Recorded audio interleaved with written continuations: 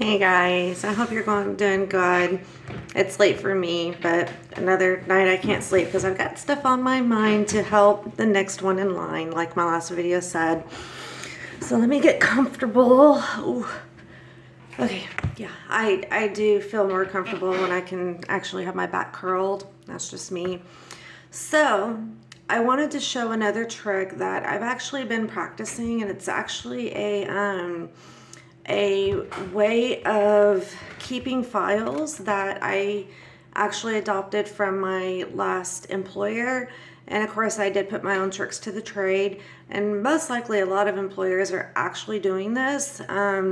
Most of them run off of computers and have a filing system. So, this is essentially just taking what I learned at work and bringing it home, what I learned in college and bringing it home.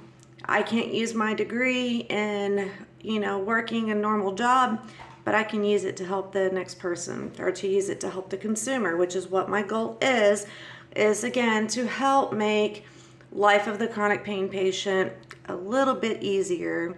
And again, this is on the computer.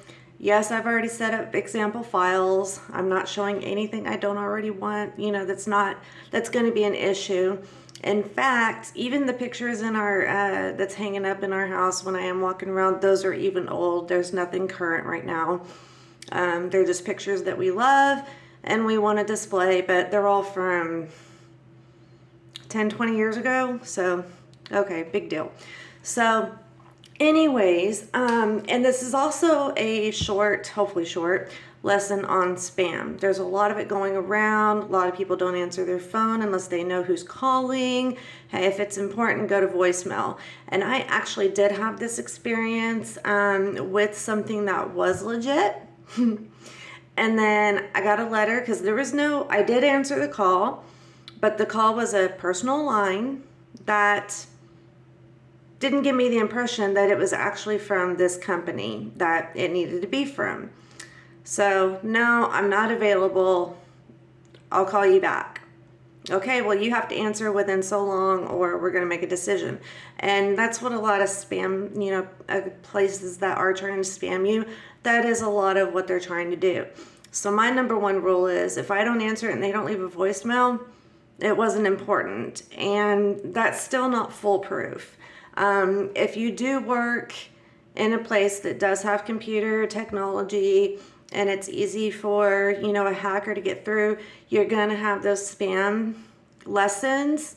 This company that I worked with, they would send you test emails and you could either alert IT that, hey, possible spam, or you could click on the link. And if you made the wrong decision so many times, you would go back through a training and it would even cost you your job if you did the wrong act too many times, because it is serious. And there's a lot of companies that do deal with high sensitive information such as birthday, social security numbers, account numbers, stuff that could really mess up a person's life. So bring that home with you. Practice that. And as a matter of fact, there's not a person that I know personally that won't call and get my advice, and I let them know, hey, this is what I would do. And there was actually one family member that was trying to get their own health insurance through an independent contractor, paying for it out of their own pocket. And they did stuff online that alerted the spammers. And one of the things I did, which if you have had training, this is going to tell you this, but if you haven't, that's why I'm letting you know. And that's why, I'm letting you know ahead of time before I show my screen. I've already set up, the way I'm going to show this, to protect myself because this is so public. And it's also a method I use for stopping the spam. Okay. So anyways, this person reached out for health insurance, and the next thing you know, you get this person calling from a weird number, or maybe it was local, I can't remember. And they started giving their information, and then it got to social security number, and they're like, wait, no, I need to ask about this first. Okay, so here's two things you can do if you do get, contacted by a spammer. And believe me, even with my education, I've even, let myself get all worked up over what this person's telling me and had to ask for advice when I really shouldn't have. Lately, I don't do that. It's like, okay, if you're real, I'm going to get a letter, I'm going to get a voicemail, something's going to come through that's going to make me know that it was a legit call. And the interesting thing, when me and the agent that I needed to talk to did speak, I said, okay, one, your caller ID did not show the agency that you're calling from. That's, spam rule number one. Two, it showed your personal number or your personal name and number. I couldn't tie any of those. The number, when they do call you, Google it, see what it tells you. That number that was listed did not show up as anything legitimate to that company. So say you Google and it says no number found, believe what you see. Or if it doesn't tell you that it is connected to that agency or facility, believe what you see. Trust your research, okay? If it confuses you, it's probably a spam. So anyways, I did let this person know, you contacted me from a personal number. There was no voicemail left, and I would have expected to have a 1-800 number provided that I could have looked up and seen that this was a legitimate call. So this one's on you guys. Yeah, we probably should start leaving voicemails. Hello? But instead I got a letter, if you don't respond within so blah da da da da, we're gonna drop blah blah blah blah. And I'm like, no, that's not fair. They did agree and said that they would forward my information. Anyways, that did get resolved. However, you got Facebook accounts, okay? You know who you normally talk to. In fact, one of my cousin's kids, who I never talk to, I just interact with the posts, I got a message, hey, check this out. I think I see pictures of you wouldn't want on Facebook or on social media. Don't click it. One, I never talked to that person on social media of any kind, not even through phone. I talked to their mom, okay? I talked to the cousin. And so that was like, okay, took a screenshot. Yo, I think her account's been hacked. She looks into it. Surely enough, it had been. Now, if you do get a message like that, one, try to reach out to the person through another source if you have their number, or if you have, someone else's number that knows them, like, hey, can you check with this person and find out if da-da-da-da-da? And they can usually confirm it or not, and send a screenshot, because the person whose account it came from, they're not going to see it, okay? Because they didn't actually send that account or that message. In addition to that, delete the account. Once you find out that it now hacked and cloned are two different things, okay? And I'll get on that too. So once you find out that person did not send that message, that tells you it is a spam account now. And your best bet to not only protect yourself, but your friends from getting the same message and possibly taking the bait, which is what they call it in the training, block that account altogether, report it to Facebook before you do, take the screenshot. If they let you give a screenshot, take all your measures first and then block it. And then what I even do is I will, with the permission of the person, I'll even post, yo, your account's been hacked or cloned, and put the screenshot, just so their friends can be aware of this, that there's an issue. Cloned accounts are the accounts where they've gone in, saved a picture of that person, and created a whole new account with their same information. This is why it's not safe to accept a duplicate account, okay?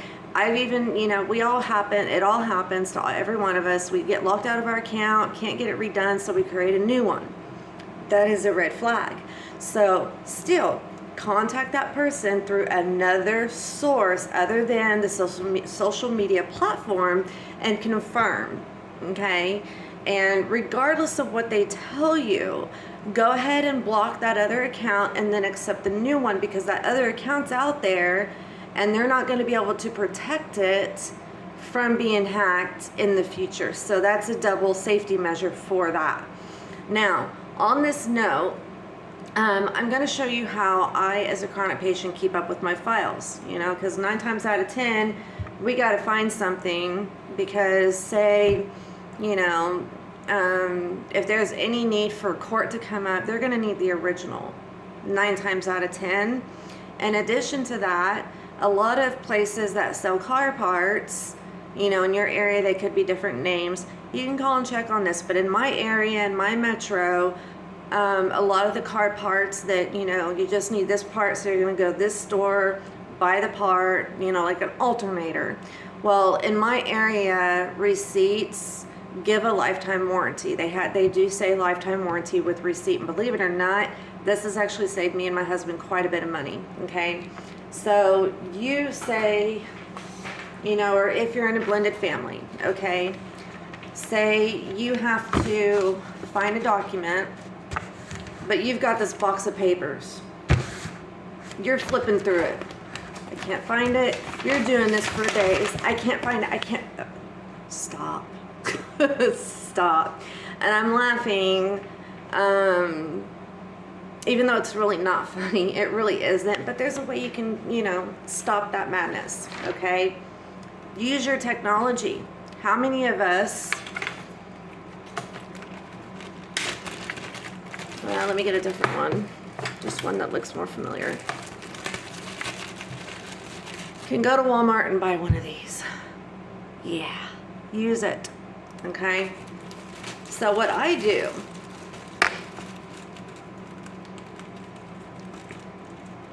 I'm not going to bother with all that. In that moment, I deal with it as I go. And they're really heavy for me. So, they're in the order that I filed them in, and they're in the order that I imaged them in.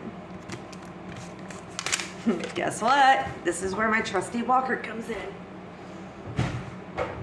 I don't want to carry it back to where it came from, which I will not disclose.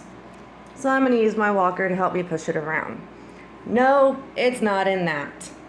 That thing's new. Yeah, my file cabinet. This thing is new. I haven't quite figured out what I want to do with it. But that's the key. You get break-ins. You don't want your paperwork to be in obvious places, right? So don't make it obvious, okay? Now, how you store what you scan and how you store, you know, your backups files, that's completely up to you. Don't disclose it.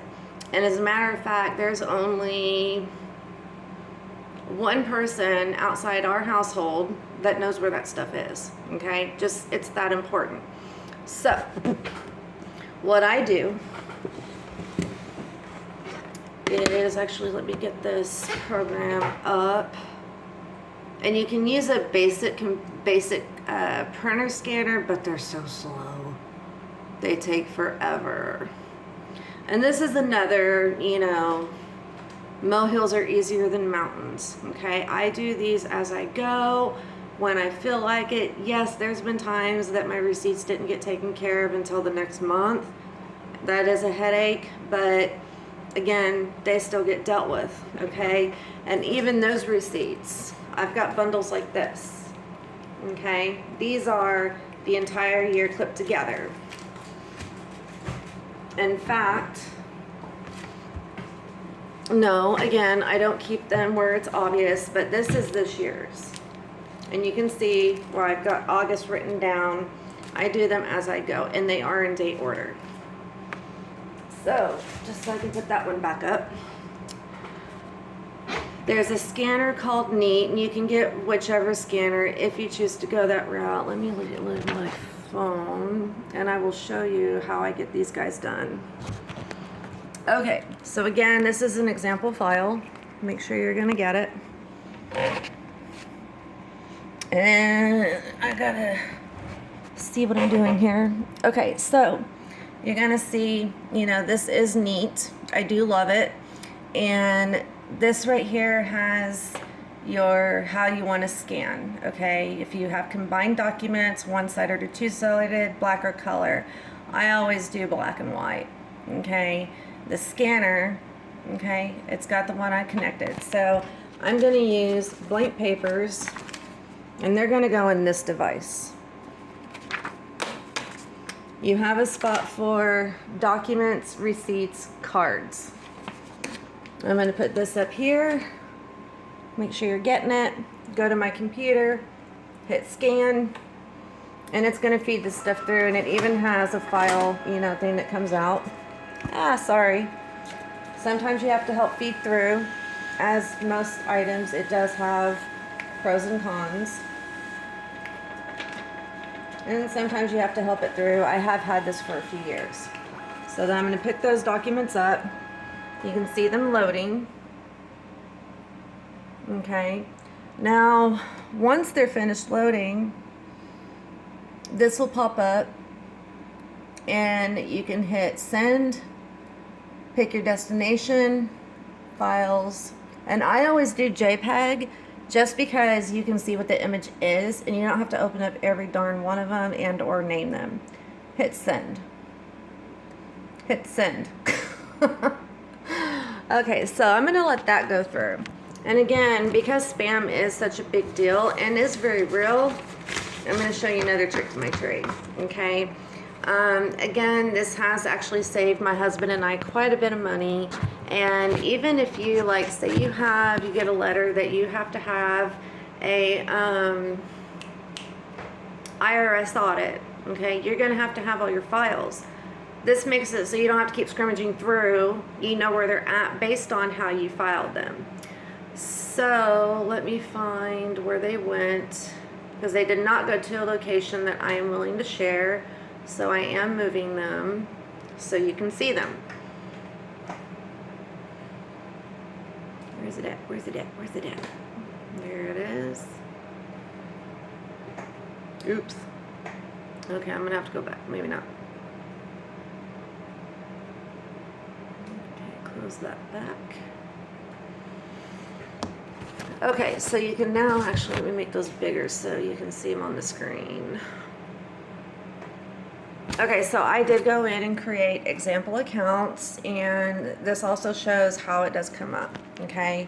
So you've got bank name, car insurance, and no, these are not files I specifically have in I do file them separately, but these are your basic files that you're gonna have. So liabilities, medical, miscellaneous, receipts, and the receipts is actually one that I work with the most.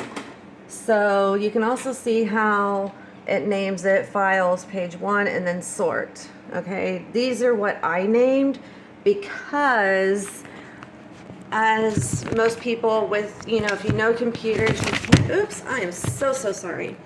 As most computers, you can't put the same file name or the same document name in a file if that makes any sense. So what I do is I'm going to click on the latest document, if you can see it. I hope you can. Let's see, where am I?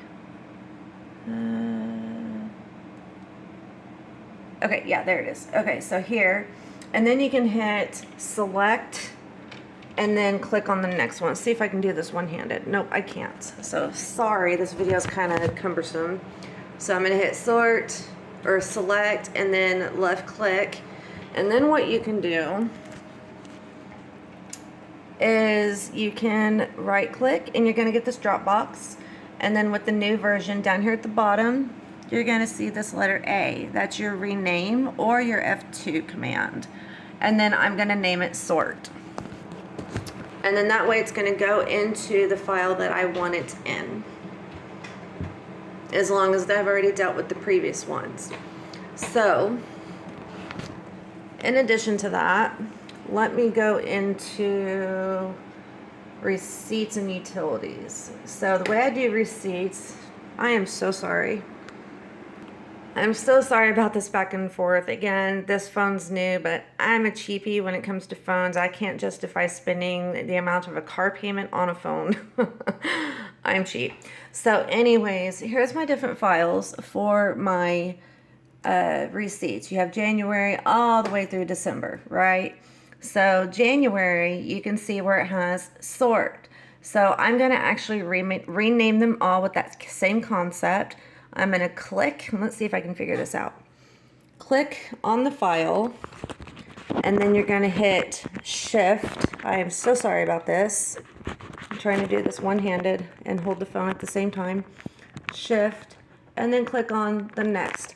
Or the easiest way, select all, okay? Then you're going to, again, right click, and this time it's up here. You're gonna essentially look for, where am I at? I'm trying to, sorry, my phone. I'm gonna click on the A, which is the rename. And then I'm actually going to name it as the same file as what it's in, since it is my receipts. So it's going to be formatted the same as well. And the computer automatically names them all from 1 to 29, okay? And I do that with every one of them. And then you can see I've got February, March, so on and so forth, okay? So that's how I do that. And these, you know, again, are all my examples. So this one, say it's my medical, I'm going to put it in there. Say this one's a miscellaneous, it goes in there, okay? And the beauty about doing it this way is make sure that the files on your computer match the files in your file cabinet if you do possess one, okay? And if not, you can even get those, the hanging file stands that can stand perfectly in a box, okay? Now, when the year's over, I transfer all that over to this. And even this information, my real information, is also on an extended hard drive that I can turn off when I'm not using the computer, okay? Now, the beauty of doing it this way is, say that you do get something that requires you to go back through all of your files, you don't have to mess with the physical paper, okay? Like, say you need to pull up a receipt. All you need, depending on how you choose to file, would be the date, and you go into your receipts, open that, say it's a February, open the images, hit your arrow button, and look for it that way. Like literally, the only thing that my husband or anyone else, that I keep receipts for, if I do, the only thing that they need to give me is the date or approximate date. And you can look for it like that, hit print, and a copy of a file or of a receipt works just as well. And then what you can do is take these doohickeys, and I even write down what year they are, okay? I write down what year they are for each one, and I do have one going for 2023 as well. And when I'm not working on it, I remove it from my computer completely, and these are stored in a safe place that even if we had a break-in, the thief could not get to it, okay? That's why I put them on the hard drive, so that you can, you know, use something else, you know, think outside the box, something that you can lock, or even let a family member hold on to them for you, you know, that you trust, okay? And I do this every year. You can get these hard drives pretty cheap. A lot of times they can be given for you. And depending on how big your file system is, you may or may not need a very large one. There's been time, like there is one year where I do have to have more than one, you know, but I try to use what I have on hand. And this way, if you need to go through and find a file or a receipt, you don't have to go through this mess right here. You can sit at the computer, because that's going to wear your body out if you're a chronic pain patient. And even if you're not, this is going to help you get to it so much faster within minutes. Like, there hasn't, since I've started this, I'm working on close to 10 years. And even that, on that note, the rule of thumb with the bank is 7 years, okay? Keep everything for 7 years. And at least this way, if you do have a crazy pile, you can start small. Work on that pile, figure out what you do need to shred. And I also even shred junk mail, because even the information on junk mail could give the information to somebody who's trying to steal your identity. Again, this is not on my computer. I will reiterate that, okay? Because anybody, even with really good software systems and really good antivirus systems, can still get hacked, okay? So keep all this off your computer. I mean, that's why I have these thumb drives, okay? So it's all off of my computer, even the working year, okay?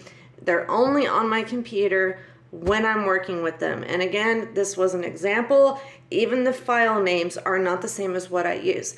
Use your own. Think outside the box. Now, what I will say is I have found it easier to go by the date. And when I am creating the files, I always put the oldest or the newest in the back so that when you pull it out, say they're like this in your file system, okay, or your computer, you're going to take the next one, the most recent, and put it in the back.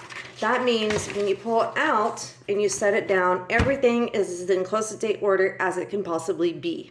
Okay, because yeah, you might have to go through it, and getting them back in order is a pain in the butt. You've already got it scanned. And even on that note, you know, molehills are easier than mountains. This is this month. It's already scanned. Okay, do I always do this? No, but when I'm in the mood to, I catch up. Again, this is only within grasp because I'm doing this video. I do not keep them this easy to get to. And I do try to put my receipts in a specific spot, but they are put away in a different location when I'm not working with them. So that's another thing that if you are a chronic pain patient, you can do, because then you only have to mess with the files as you're creating them. And then say, you know, this isn't foolproof, nothing is, we are human. Sometimes the scanner will get, you know, it'll feed to, and I do try to watch for that. That is part of what my job was. But sometimes it'll double feed, and I'll just take the one that it didn't get and I'll rescan it. Okay, and like, for example, the only time I care about what order the paperwork is in is the hard copies. I don't care if these are in order or not, because there's usually not that much to worry about. So if you have to look through 31 days of October on the computer, it's not going to take that long. It really isn't. And then you find it, you can send it to the person that it needs to go to, and or print it, and then go from there, because usually a copy of a receipt is just the same, and you don't have to go through all that to try to find the actual copy. Okay, so there's some more tips. Be careful of spam.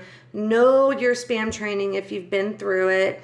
And again, that's why none of this stays on my computer ever, like ever. You know, because there's always that back door. There's always a way in. And yeah, as public as this is, I don't want this that public, but there's nothing there that is going to cause me any problems, because ain't nobody going to find anything that's on the hard drives on my computer, or even my files that I'm currently making. They are not on it in a way that spam could be had.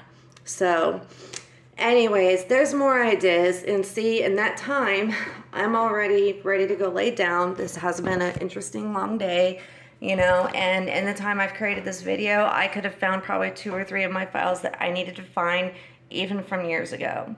So the files that are old or that you've put away because it's a new year, think outside the box. Don't make it obvious if someone breaks in, and make sure you protect yourself.